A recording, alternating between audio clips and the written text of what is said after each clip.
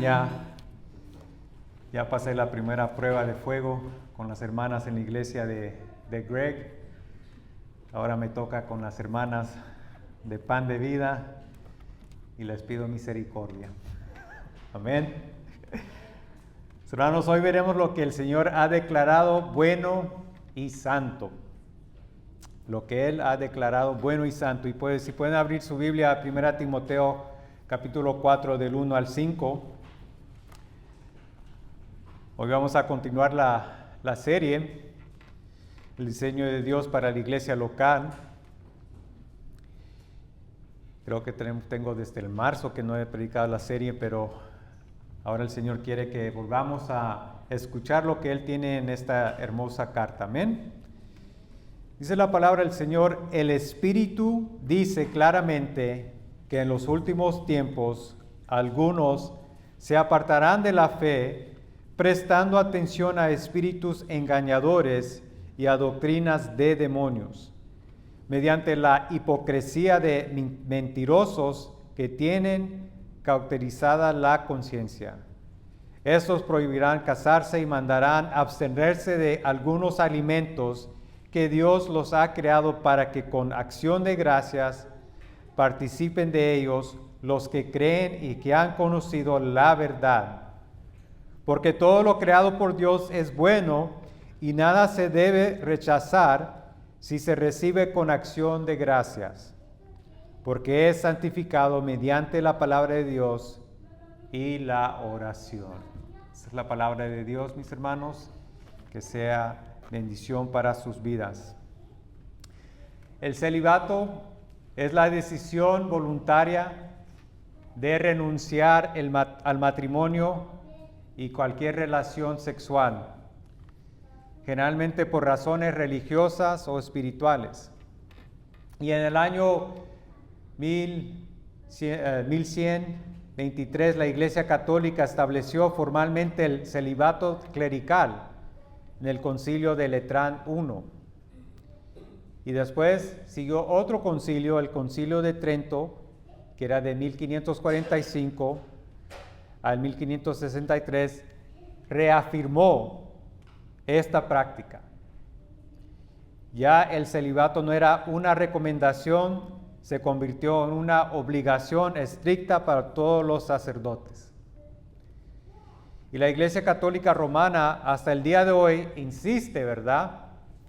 Ustedes no van a ser mentirosos, en el celibato clerical sin ofrecer una justificación bíblica adecuada. En otras palabras, no hay un pasaje bíblico que la Iglesia Católica Romana pueda apuntar y decir: es prohibido que los pastores, los diáconos o los líderes de la iglesia se casen. Y al igual que la Iglesia Católica, ha habido muchos grupos religiosos, sectas, otras religiones, que a lo largo de los siglos han prohibido a las personas casarse basándose en una visión falsa de la espiritualidad. Es decir, si te dedicas a una vida de soltería y celibato, eres una persona más mayor espiritual que el otro o tu prójimo. Otra práctica que fue muy popular por los católicos y otros grupos religiosos se conoce como el ascetismo. Y el ascetismo, mis hermanos, es una práctica espiritual y también filosófica que implica la renuncia a los placeres materiales y se sigue una vida de autodisciplina rigurosa con el fin de alcanzar un mayor desarrollo espiritual o moral. Es decir, si tú te niegas de estos placeres, de estas cosas materiales, estás así subiendo un nivel de espiritualidad o moralidad. En otras palabras, se basa en la idea que la negación de los deseos y comodidades del cuerpo permite un mayor control sobre uno mismo y una conexión más profunda con lo divino. Estas ideas dan lugar a una forma extrema de ascetismo, y el ascetismo comenzó a crecer en el siglo III, mis hermanos.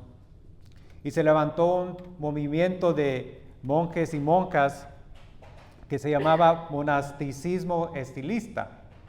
Y escuchen lo que dice un estudioso.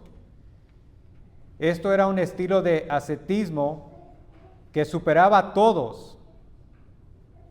Consistía en que un solo monje subía encima de una columna y permanecía allí, preferiblemente de pie, durante meses o incluso años, expuesto a las inclemencias del tiempo y, como puede imaginarse, al asombro y ridículo a partes iguales por parte de los viandantes. La gente corriente estaba muy acostumbrada a monjes y monjas que se abstenían de las comodidades y placeres de la vida, incluso a verles con cadenas, o había oído de ascetas que se encerraban en jaulas, pero esa posición en la columna no podía pasar desapercibidamente.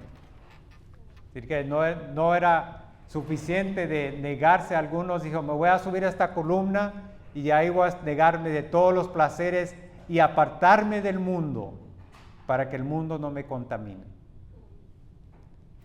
Y no comía, y ahí hacían sus necesidades para no entrar tanto en detalle, y la gente pasaba y se le decía este tipo de vida ridículo. Bueno, en la situación del contexto histórico y cultural de Pablo y Timoteo, la situación no era muy diferente. Había grupos de falsos maestros que se infiltraron en la iglesia en Éfeso, distribuyendo dos enseñanzas heréticas. Estas eran las herejías, eran dos enseñanzas herejes. Prohibir a las personas casarse y ordenarles abstenerse de ciertos alimentos. No es lícito que te cases, abstengas de la comida. Ahora, si analizamos la vida del ministerio de Pablo, vemos que en ocasiones él enfatizaba las ventajas de la soltería, ¿verdad? Y es más, Pablo era un apóstol soltero.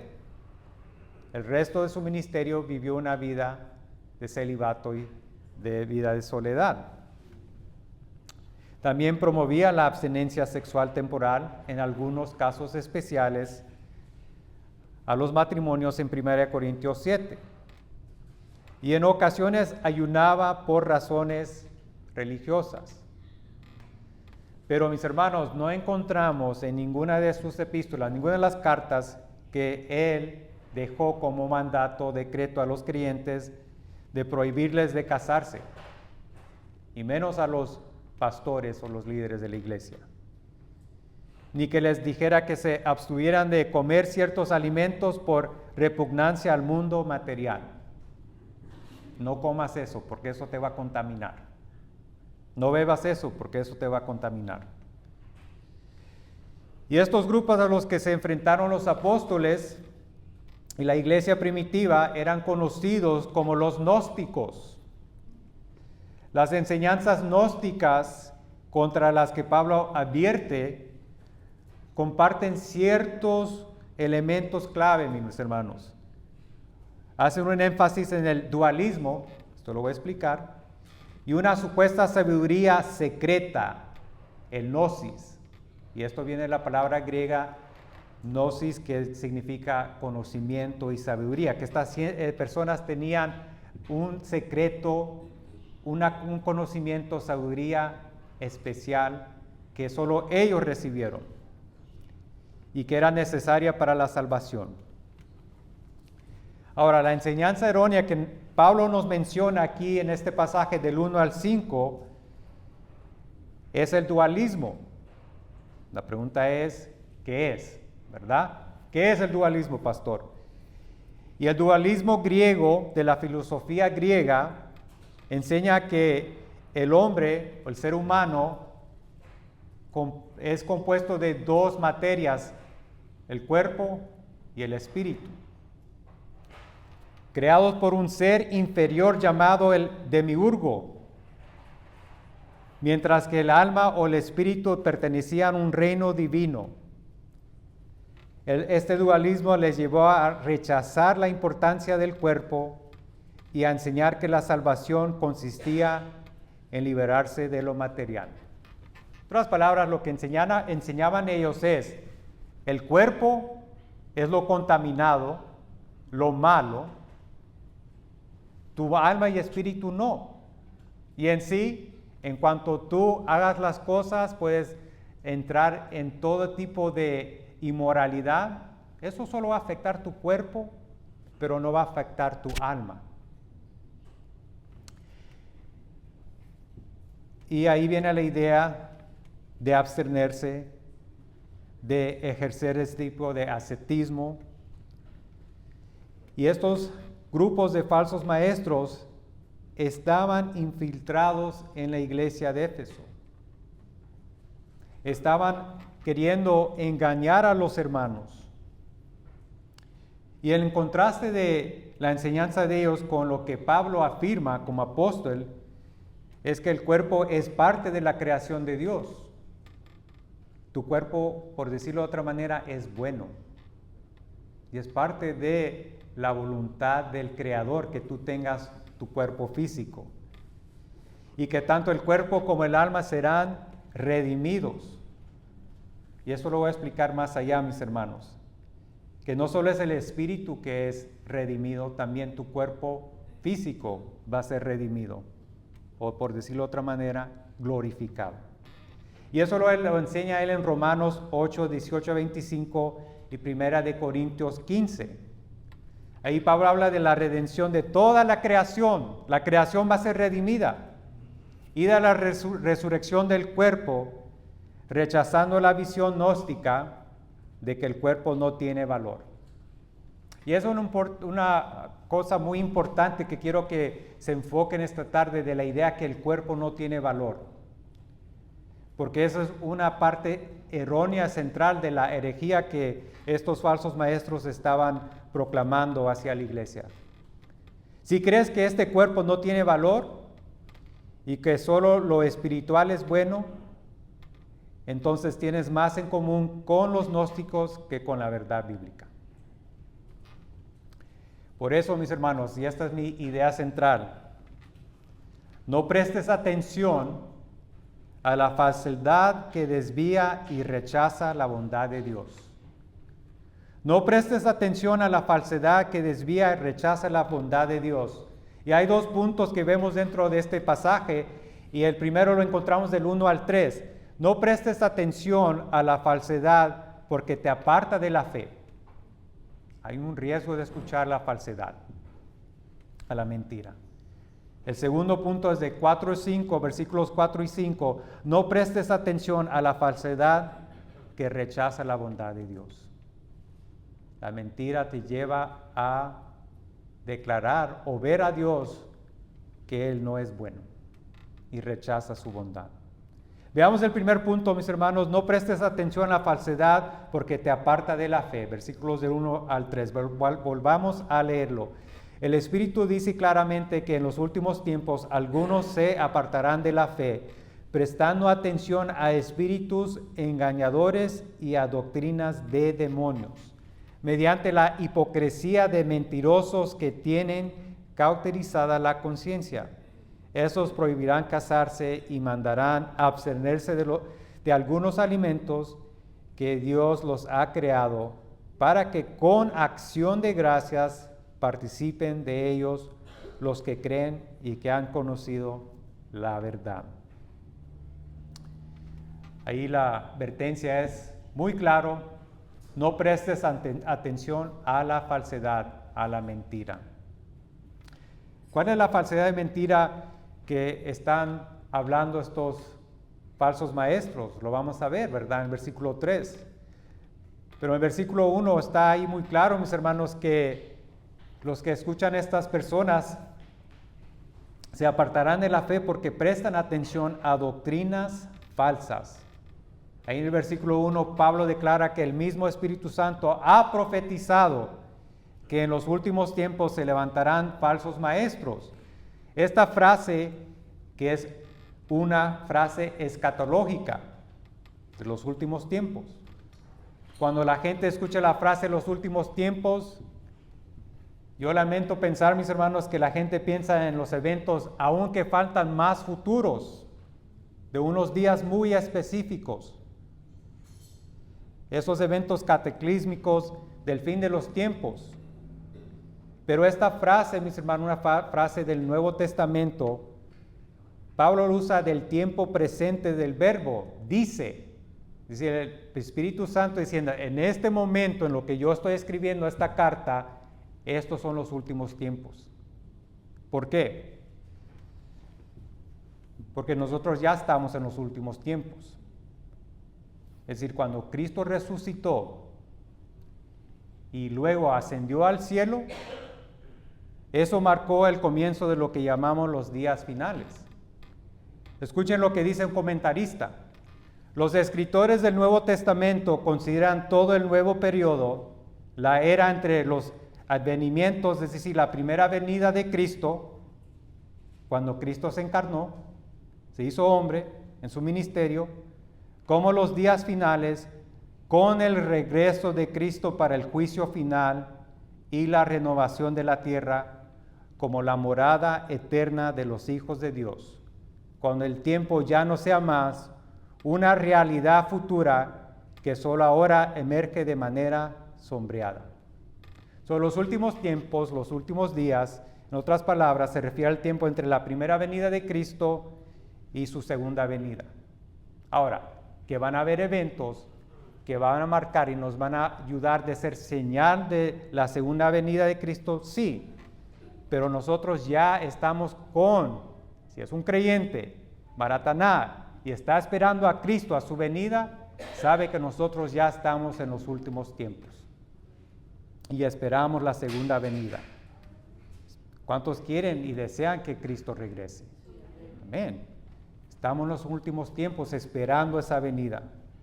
Ahora, solo para darles un ejemplo de que hay otros autores que usan esta frase, Hebreos 1:2 dice, en estos últimos días, el autor de Hebreos cuando estaba escribiendo su sermón de Hebreos, dice, en estos últimos días nos ha hablado por su Hijo, a quien constituyó heredero de todas las cosas, por medio de quien hizo también el universo. Según Timoteo 3:1 dice, pero debes saber esto, que en los últimos días vendrán tiempos difíciles. Pablo ya le está advirtiendo a su discípulo Timoteo que van a venir falsos maestros, hombres pecaminosos. También, primera de Juan 2:18, el apóstol Juan habla de los últimos días. Así que, iglesia, esté consciente y prepárate que tu Salvador va a regresar, que estás en el tiempo de la espera, que el novio va a venir por su novia. Y tienes que ser como las vírgenes, las 5 vírgenes que está, ¿en qué? En vigilancia, con aceite, preparados para recibir al novio. Estamos en los últimos días. Y en medio de este tiempo, tanto los tiempos de los apóstoles como nuestro tiempo actual, se levantarán los falsos maestros. Ya viene la advertencia, mis hermanos. Tanto el tiempo de Pablo como ahorita hay falsos maestros que se están levantando en contra de la iglesia. Eso es la primera señal. Otra señal de los últimos tiempos es la apostasía. Y esto significa el abandono o renuncia voluntaria de la fe. Es decir, ya algunos han decidido abandonar la fe. No solo es de que dejaron la iglesia, mis hermanos. No es que solo ya no vienen al culto. No es el hermanito ya no le llama a venir no, mis hermanos, no ponemos de una frase que le queremos suavizar la realidad, que la persona ha tomado una decisión voluntaria de abandonar a Cristo. Pero no solo es de abandonar a Cristo y la fe, porque Cristo es el autor de nuestra fe, ¿verdad? Es también abrazar la incredulidad, que se convierten a incrédulos. Y en sí, la verdad, desde el principio eran incrédulos. Como como dije apóstol Juan, que no eran de nosotros y no están con nosotros porque no eran con nosotros y no permanecieron con nosotros porque nunca eran de nosotros. Abraza la incredulidad y algunos se rinden a las falsas creencias de los herejes. Abandonan la fe, la iglesia, pero se corren a sectas y religiones diabólicas, mis hermanos. La apostasía en la historia de la iglesia es algo que sucedió en el pasado. Es decir, en los tiempos de los apóstoles la gente ya estaba abandonando la fe.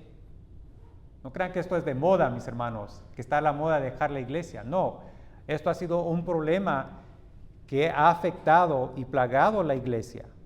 En general, estoy hablando en general la iglesia, no la iglesia invisible de Dios, la iglesia visible, lo que podemos ver. En lo presente, porque muchos actualmente están abandonando la fe. Ahora en nuestros tiempos, yo creo que si y no lo voy a hacer, pero si por uno conoces a alguien que estuvo en la iglesia y ahora ha rechazado y abandonado la fe. Aparte de los niños, yo creo que la mayoría de los adultos aquí dirían, no conozco a uno, conozco varios, ¿verdad? Es un problema de lo presente. También existirá en el futuro, porque la Biblia declara que la apostasía se aumentará. Iglesia, prepárate, no es de que esto se va, no, esto cuando ya estemos con los dolores de parto, la venida de Cristo, la apostasía se va a aumentar en gran número. Esto es antes del gran retorno de nuestro Salvador. Y Pablo nos dice algo muy interesante de estas enseñanzas engañadoras. En el versículo 1. ¿Cuál es su origen, mis hermanos? Dice que estas enseñanzas y la falsedad operan en el reino de lo demoníaco y a través de enseñanzas engañosas. Los que engañan son guiados por estos espíritus y los que los siguen son influenciados por ellos. Hay una batalla, mis hermanos, y en sí, ya que somos reformados y somos de sana doctrina, no podemos rechazar y estar también de una inocencia que no hay una guerra espiritual. Que hay una batalla entre dos reinos, el reino de las tinieblas y el reino de la luz. Y dentro ahí operan espíritus diabólicos y demonios que quieren engañar y están engañando. Dice el versículo 2, que se aparten de la fe porque sigan a los maestros engañosos. Como les dije, el origen de toda falsedad, mis hermanos, de toda enseñanza proviene de espíritus malignos, mentirosos. Pero aquí viene también el ánimo. Pablo le recuerda a Timoteo que hay participantes, ¿verdad?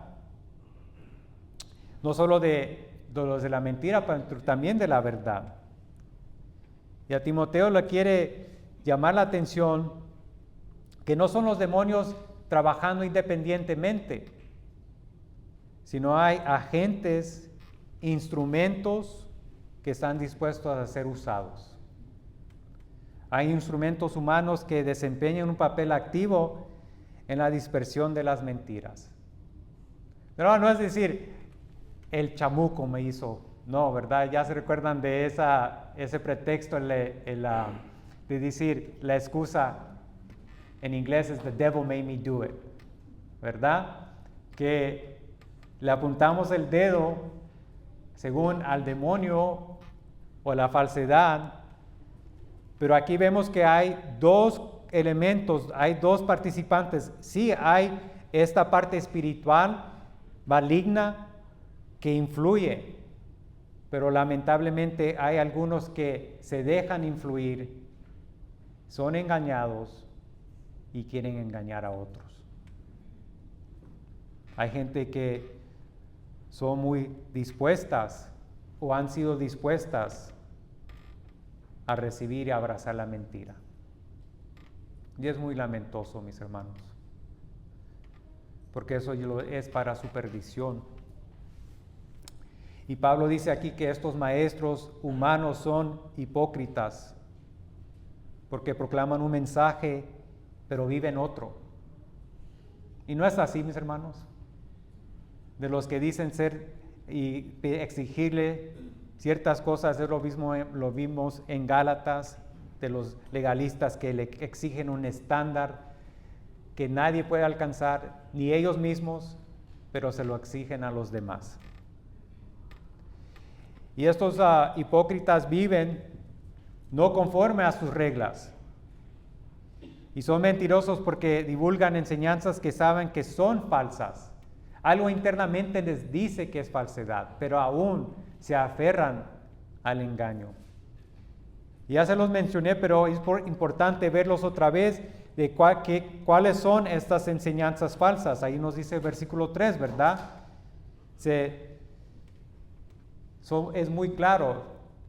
Y sí, mis hermanos, toda falsedad, todo engaño, tiene de origen del acusador, del diablo. Pero aquí no hay que inventarnos, doctrinas diabólicas, demoníacas, ¿verdad? Aquí Pablo es muy, y ustedes hermanas ya saben, muy específico. El texto nos declara y nos dicta cuáles son las herejías y las falsas enseñanzas. Y ahí en versículo 3, ¿qué dice? Dice, esos prohibirán casarse y mandarán abstenerse de algunos alimentos. Así que son dos enseñanzas que Pablo está diciendo, estos son enseñanzas anticristianas, diabólicas, que estos herejes están enseñando a las iglesias. Y habían sectas cristianas gnósticas que enseñaban que el cuerpo es malo, pero el espíritu es bueno, como les dije. No, mira, tú en tu cuerpo puedes hacer lo que te pegue la gana, porque al final no te va a afectar a tu espíritu, eso solo va a afectar a tu cuerpo humano. Y así muchos estaban desviando, escuchando estas enseñanzas. Pero mis hermanos, hay algo muy importante en el texto que nos marca cómo comienza la apostasía. Hay señales, hay algo que nos marca cómo la gente ya comienza a inclinarse y escuchar la falsedad. Nos dice ahí que la conciencia es cauterizada en el versículo 2. La conciencia de los falsos maestros están cauterizadas. Y hermanos, esta palabra, ya saben que cauterizar, ¿verdad? De una herida, ¿cómo funciona eso de marcar la piel, en este caso de bestias? Este verbo, mis hermanos, en el original, escuchen lo que quiere decir, dice, cauterizar como con un hierro candente. Es un hierro extremadamente con calor, fuego.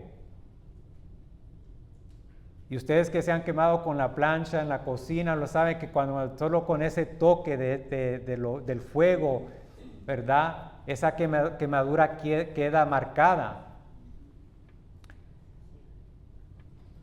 Y en este caso, mis hermanos, estos falsos maestros tenían la conciencia cauterizada.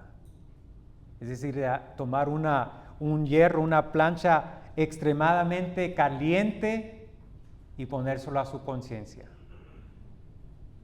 ¿Por qué es algo tan impactante, mis hermanos? Porque llega el punto, ¿verdad?, de siendo ya marcados por esta falsedad, por Satanás. Esto resulta una pérdida de sensibilidad. ¿Por qué? Ustedes saben de lo que han tenido cicatriz y se ha usado, en los tiempos se usaba ese método de cauterizar la herida, que daba la cicatriz, o los que tenemos cicatriz, ¿qué pasa? Ya perdemos sensibilidad en esa área, ¿verdad? La piel se vuelve dura como cuero, ya no le afecta, ya no tiene sensibilidad. Y Pablo lo que está diciendo que la conciencia de estas personas así está, sin ninguna sensibilidad así a lo espiritual. Si una sensibilidad en sí, mis hermanos, a lo que es realmente la palabra y la verdad. Y aquí da el contraste. Miren ahí, da el contraste de la persona que tiene la conciencia cauterizada, ¿verdad? Y ahí nos dice, los que tienen una conciencia que está santa y pura, conectada con el Espíritu, dice ahí, para que con acción de gracias participen de ellos los que creen y que han conocido la verdad. Ahí vemos el contraste de las personas que tienen una conciencia cauterizada y de los que no han escuchado, que no han sido de una manera marcadas por estas enseñanzas. Ellos tienen una sensibilidad de su conciencia a la palabra y a la verdad. Y es una marca muy importante, mis hermanos, de saber cómo está tu relación con Dios. ¿Cómo está tu conciencia? ¿Escuchas la palabra? ¿Escuchas la verdad? ¿O estás viendo ya señales que tu conciencia de alguna manera está cauterizada? Ya estás perdiendo cierta sensibilidad a la verdad y el Evangelio. Si es así, en el amor de Cristo te pido, arrepiéntete, escucha la voz de Jehová y no prestes atención a la falsedad. Versículo 3, Pablo nos llama, y él ahí llama a Timoteo, nos llama a nosotros también, a cómo combatir esa hipocresía y ese engaño. Debemos combatirlos con la verdad bíblica, mis hermanos. Quienes conocen la verdad saben que Dios es el creador y que todo lo que crea es bueno. Amén. Bueno, es bueno. Y lo que hemos recibido de Él, debemos recibirlo y participar de ello con acción de gracias. Con regocijo, con acción de gracias, con gratitud. Y eso es otra marca de que tu conciencia no está cauterizada, porque cuando ves lo que has recibido de Jehová, te lleva a acción de gracias y no a la amargura, al enojo, al desprecio, al rechazo y a la queja. Para que me lo entiendan de otra manera, en vez de llevarte a la alabanza, te lleva ¿a qué? A la quejabanza. Tenemos que combatir esto, mis hermanos, y la hipocresía con el engaño, con la verdad de quién es Dios. Y eso nos lleva al segundo punto. No prestes atención a la falsedad que rechaza la bondad de Dios. Y vamos a leer los versículos 4 y 5. Porque todo lo creado por Dios es bueno y nada se debe rechazar si se recibe con acción de gracias, porque es santificado mediante la palabra de Dios y la oración. Aquí Pablo refuerza su argumento con una clara declaración de la bondad de la creación material de Dios, porque todo lo que Dios creó es bueno. Todo lo que proviene de Él es bueno. Todo lo que Él ha hecho es bueno. Y Él sigue siendo bueno. Fue bueno en Génesis cuando dice dio y dijo que, mis hermanos, es bueno. Y hoy en día cuando ve a su iglesia, ve lo bueno, porque la iglesia es algo que Él ha engendrado, que Él ha dado. Hermanos, la forma en que vemos a Dios afecta de muchas maneras nuestra visión de este mundo y nuestra forma de ver la vida. Esto es una de las doctrinas cuando se prepara un libro o una obra de teología sistemática. Muchas veces comienza con las Escrituras o la doctrina de Dios. ¿Por qué, mis hermanos? Porque la esencia es esencial de tener una base bíblica de quién es Dios, de tener una claridad de quién es nuestro Padre Celestial.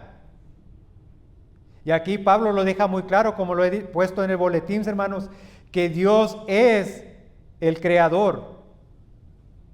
Dios es nuestro creador. Y dentro de esa creación y como creador viene su bondad. De decir, Dios es bueno y su creación es buena. Porque todo lo que Dios hace es bueno. Por eso, mis hermanos, no te abstengas de lo que Dios creó como bueno. O por decirlo como es el título del sermón, ¿verdad? No rechaces lo que Dios ha llamado bueno. No rechaces lo que Dios ha llamado bueno. ¿Y qué es lo que Dios ha llamado bueno, mis hermanos? Bueno, hay dos cosas que vamos a ver. Muy importante. Y lo primero es tener claridad de quiénes somos como criaturas de Dios. Ahora, yo creo, mis hermanos, que el hombre está compuesto de cuerpo y espíritu. Y a algunos, si han escuchado bien, van a decir, ¡y es un dualista! Déjeme explicarlo. Esto de que el hombre es espíritu y cuerpo se llama como la dicotomía bíblica. Y esto es diferente a la tricotomía que enseña que el hombre está compuesto de espíritu, alma y cuerpo. Pero la dicotomía bíblica es diferente al dualismo griego de los gnósticos. Y aquí está la diferencia, y escuchen muy bien, porque esto sí es un poco profundo de la diferencia entre el dualismo de la filosofía griega, mis hermanos, y la dicotomía bíblica es lo siguiente. El dualismo separa el cuerpo y el espíritu. Es decir, el cuerpo y el espíritu son dos partes independientes. Es más, los griegos enseñaban que el alma fue creada y es preeterna. Eso es de Platón, si quieren saber. Y después viene el alma y se incorpora o se encarna el cuerpo. Y ellos tienen esta separación del cuerpo y el espíritu. Y lo separa. Y ahí viene la idea de que el cuerpo es malo y el espíritu que viene de la eternidad es bueno. Porque no viene con la contaminación del mundo terrenal. Ok. La dicotomía bíblica, mis hermanos, enseña que el cuerpo y el espíritu sí son dos partes, pero forman una unidad. Forman una unidad. Es decir, no puedes separar los dos. No puedes separar los dos. Hermanos, tú como ser humano, no solo eres espíritu, eres cuerpo. Y no solo eres cuerpo, sino también eres ¿qué? Espíritu. Ahora, esa es una clase de teología, de antropología, de estudio de la humanidad. Y fue gratis, mis hermanos. Ya después les cobro. Entrando más profundamente. Pero Génesis, mis hermanos, nos enseña esto muy claramente. Abran su Biblia, Génesis 2.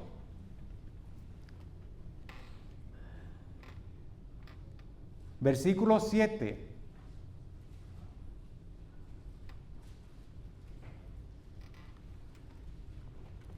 Y Génesis es el primer libro de la Biblia, por si acaso también necesita ayuda. Y el capítulo 2 es después del capítulo 1 y antes del 3, por si acaso, para que se despiertan algunos. Génesis 2:7, escuchen lo que dice la palabra, mis hermanos. Entonces el Señor Dios formó al hombre, ¿de qué? Del polvo de la tierra, y sopló en su nariz el aliento de vida, y fue el hombre un ser viviente. ¿Qué vino primero, mis hermanos? ¿El huevo o la gallina? El cuerpo, ¿verdad? El cuerpo humano. El cuerpo humano fue creado primero. ¿Y después qué vino? El soplo de vida del Espíritu de Dios que dio vida al cuerpo. Dentro del cuerpo y el espíritu, ahí está un ser humano, un ser viviente. Por eso, mis hermanos, cuando nosotros pasamos de esta vida, antes de que regrese Cristo, ¿verdad? Nuestro ser está incompleto. Sí, nuestra alma está ya con Dios, pero necesitamos el cuerpo, porque es parte de nuestro ser. Por eso esta idea de que el cuerpo es malo está rechazando algo fundamental de cómo el hombre es creado, mis hermanos. Y haciendo ahí una aplicación ya, mis hermanos, no desprecies tu cuerpo.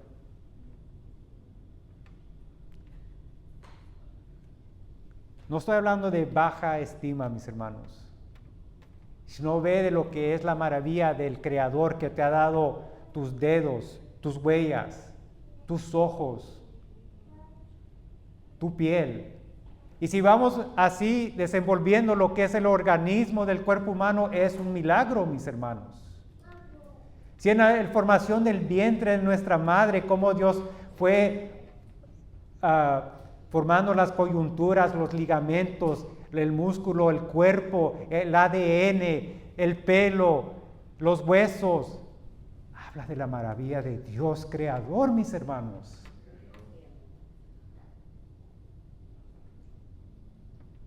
Habla de el Dios todo maravilloso, poderoso que declaramos en el Salmo 104. Dios es el creador. Alábale. Exalta su santo nombre, que Él es el creador, que Él te formó con su propósito, sabiduría y conocimiento eterno. Así como estás, Él te deseó. Así como estás, Él te vio con su sabiduría y conocimiento. Él me quiso chaparito y Él a otros más altos. Unos más delgaditos y otros más bendecidos. Unos más blanquitos y otros más morenitos.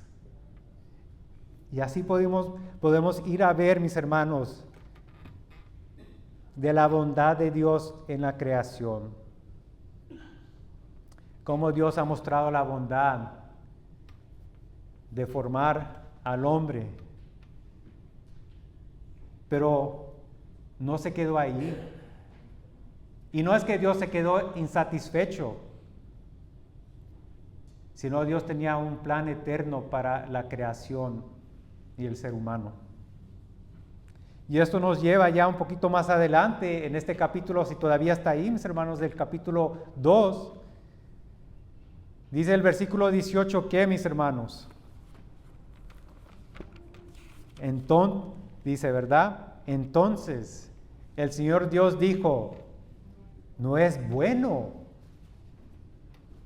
que el hombre esté solo. Le haré una ayuda idónea, adecuada, en base de su traducción, mis hermanos. Hermanos, el matrimonio es una unión maravillosa que Dios creó para que la disfrutemos según su palabra. ¿Amén o no amén? A ver, matrimonios.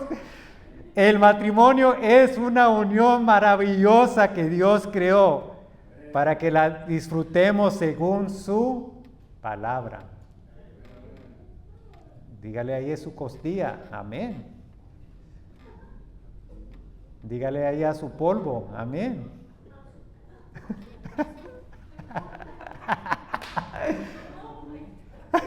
Porque del polvo fue hecho el hombre. La conexión, come on. En esta misma carta, para que se despierta, pero ya está indicando, mis hermanos, que el matrimonio no es malo y debe ser valorado. debe ser valorado. Ya en esta carta ya venía marcando la importancia de que hace el matrimonio dentro de la iglesia local. Si volvemos a la carta de Timoteo, ¿qué nos dice en 1 Timoteo 3:12? Bueno, 3:2 primero, un obispo, anciano, pastor, ya lo expliqué, debe ser pues irreprochable. ¿Cuáles son las siguientes cualificaciones? Marido de una sola mujer. Si el orden, porque después nos dice por qué es importante el matrimonio, porque en el versículo 4, cualificación dice que gobierne bien su casa, teniendo a sus hijos sujetos con toda dignidad, pues si un hombre no sabe cómo gobernar su propia casa, ¿cómo podrá cuidar de la iglesia de Dios? Es decir, que a cada hombre en su matrimonio le ha dado su huerto que debe de cuidar.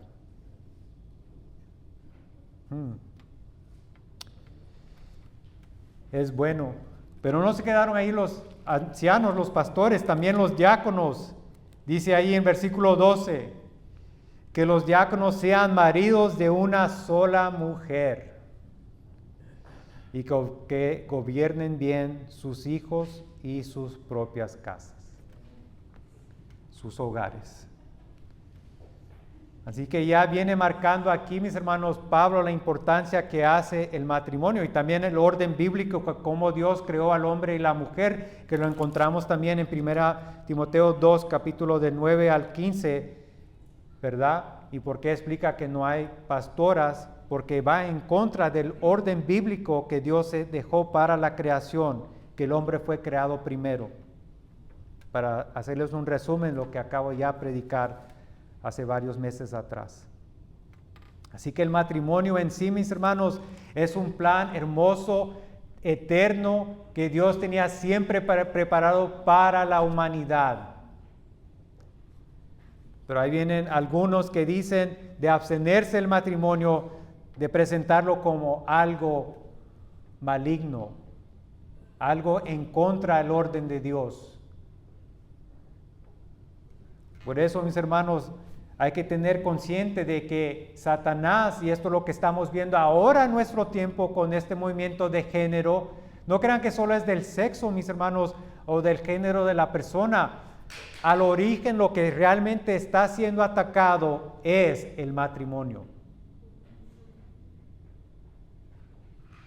Y la iglesia ha permitido, mis hermanos, de permitir que Satanás, y aún dentro de la iglesia, que hay un cierto desprecio contra el matrimonio.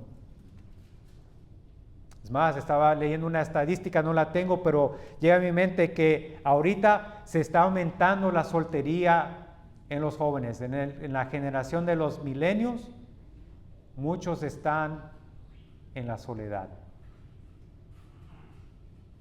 ¿Y cuál es el argumento?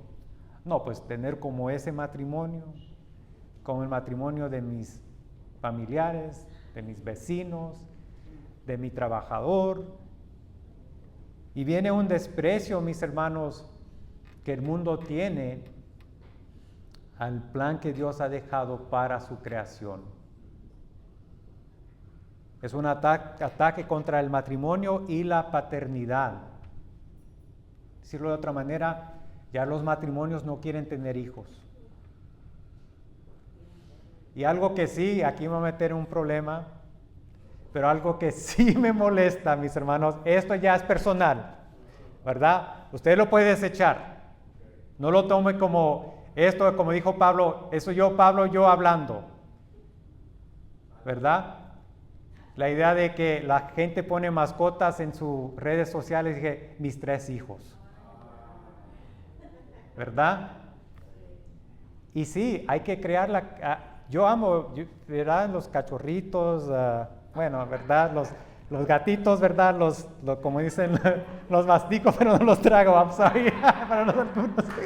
Sorry, dije, voy a meter un problema. Ahí después tenemos consejería pastoral, lo que sea. Pero mis hermanos, la creación, el orden de Génesis del 1, el hombre está sobre la creación. Y también dentro de estos matrimonios muy modernos, no quieren ser papás. Y que aquí voy a hablar muy personalmente, y hay muchas pocas cosas, mis hermanos, que yo he dicho a mis amigos, y a algunos de ustedes, hay muy pocas cosas que yo ahora puedo decir que yo me arrepiento.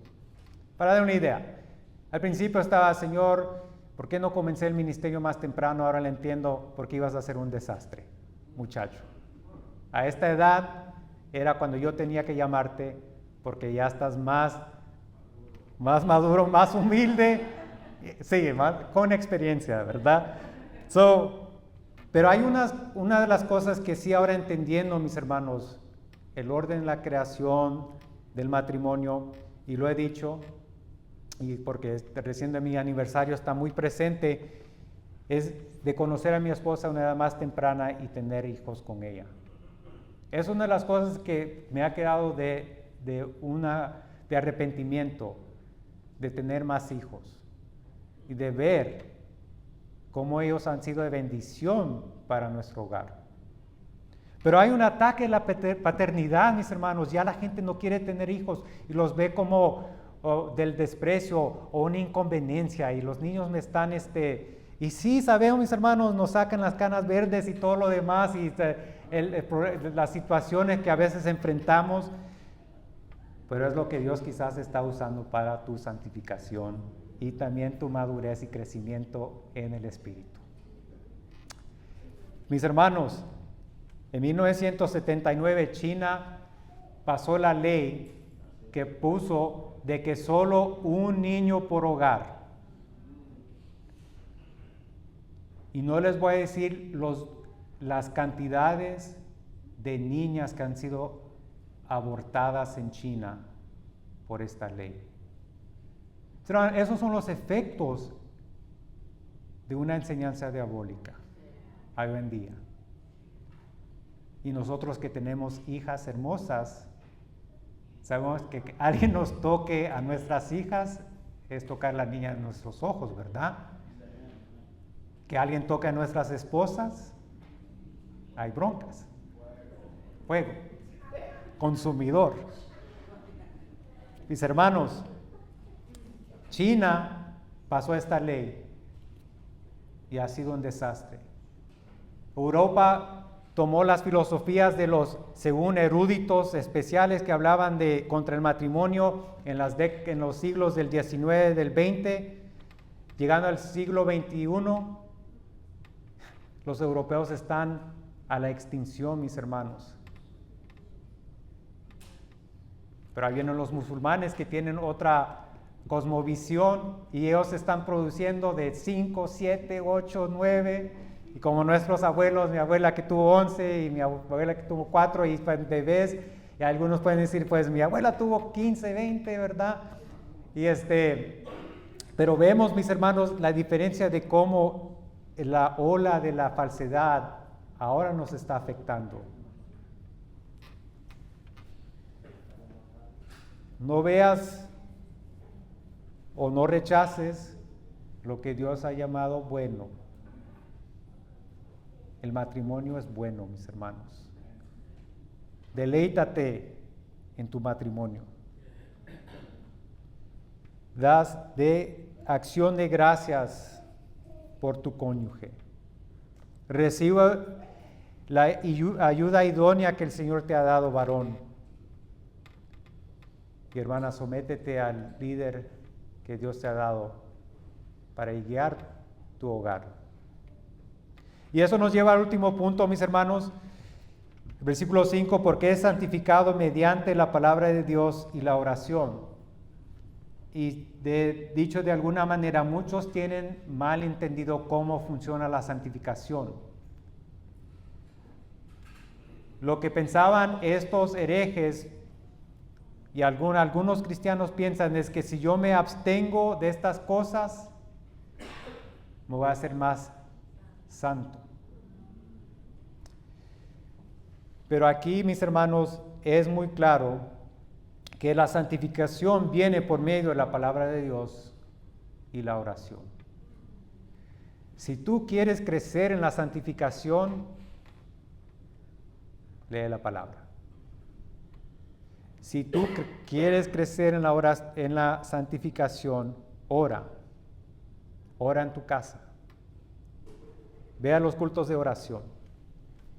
Y estas cosas, mis hermanos, de tener esta claridad de cómo nosotros y cómo Dios consagra las cosas, que las consagrarlas, decirle, apartarlas y declararlas santas.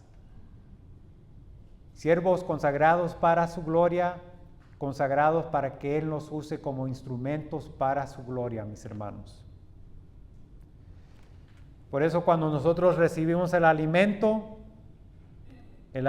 natural, debe ser recibido con acción de gracias, y es porque está consagrado por la palabra de Dios. El alimento es algo que Dios dio. Génesis 1. De todas estas cosas puedes, ¿qué? Comer. La provisión que Él te da es buena. El alimento que Él te da es bueno. Ya vimos los malos ejemplos, ¿verdad? De los fariseos que tenían una mala enseñanza e entendimiento de lo que Dios declaró es bueno. Y aún Jesús mismo había declarado todos los alimentos limpios. Así que esos camarones, chuletas, y si ya tiene hambre les va a dar más hambre, mis hermanos. Todo lo que antes era inmundo, ahora lo podemos comer para la honra y gloria de Dios. Si son senos de mono, lo que sea, mis hermanos, lo que usted antes miraba como algo corrompido y malo, ahora usted lo puede recibir y decir, gracias Señor por mi alimento. Y así venía Jesús advirtiendo a los discípulos de las falsas enseñanzas de los fariseos y saduceos, que ellos se enfocaban mucho de lo que entraba externamente y no lo que salía de internamente. Y esto me lleva a la conclusión, mis hermanos. Algunos, lamentablemente, se enfocan más de lo que el otro está consumiendo, de lo que está internamente en su corazón. Y eso ya lo vimos en la porción que se leyó esta tarde. Pero también, mis hermanos, hay que estar muy atentos de las personas que están siempre con esta idea de abstenerse.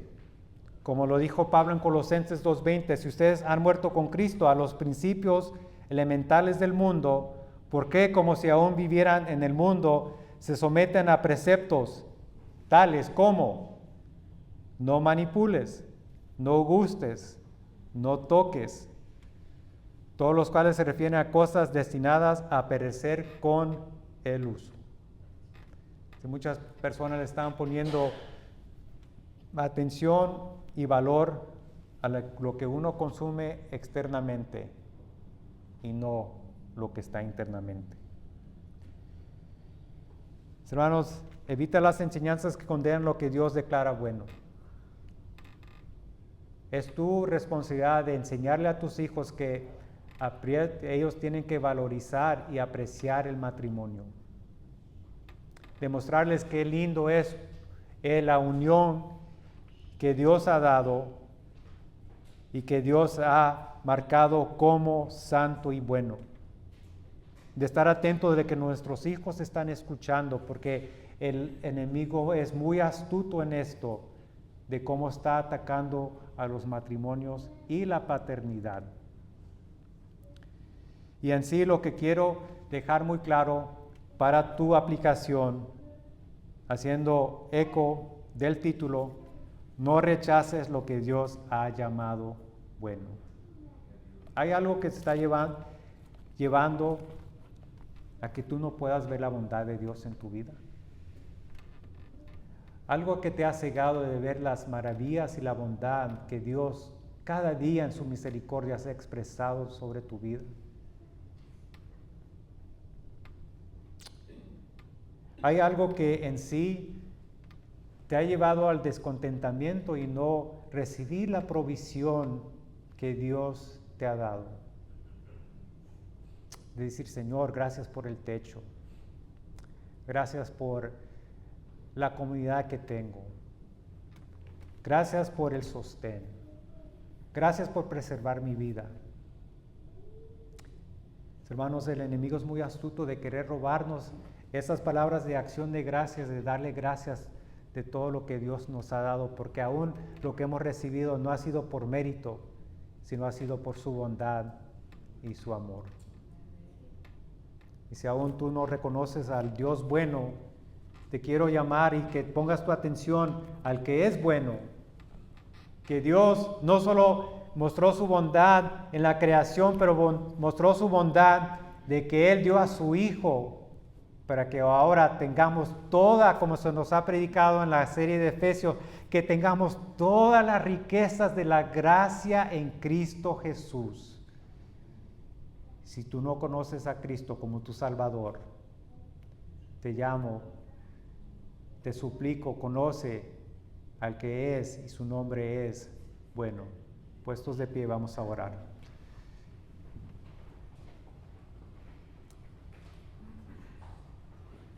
Señor, tu palabra llega justo a tiempo y te damos gracias, Señor, que tú siempre de tu manera bondadosa y misericordia, siempre hablas en nuestros corazones.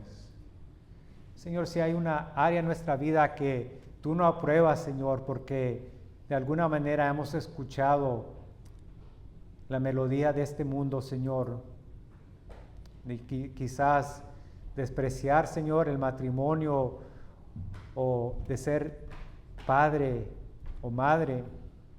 Señor, ayúdanos y perdónanos, Señor. Ten piedad de nosotros en tu misericordia. Y si hay alguien que aún no ha conocido de tu bondad en Cristo Jesús, obra en su corazón y haz esa obra de abrir el entendimiento y la luz de Cristo en ellos. En Cristo Jesús. Amén.